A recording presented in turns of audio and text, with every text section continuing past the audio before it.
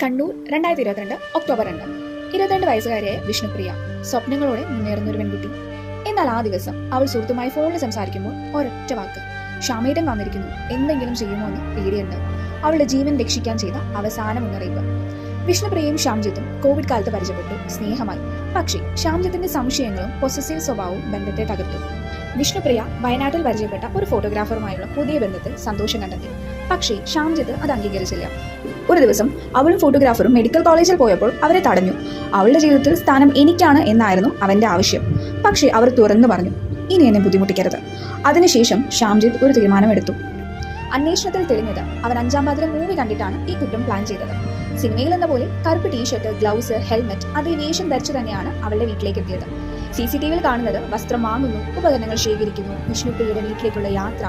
വിഷ്ണുപ്രിയ വീട്ടിൽ സുഹൃത്തുമായി ഫോണിൽ സംസാരിക്കുമ്പോൾ അവൻ അകത്തേക്ക് നടന്നു വന്നു. അവളുടെ മുന്നറിയിപ്പ് ആർക്കും തടയാനായില്ല.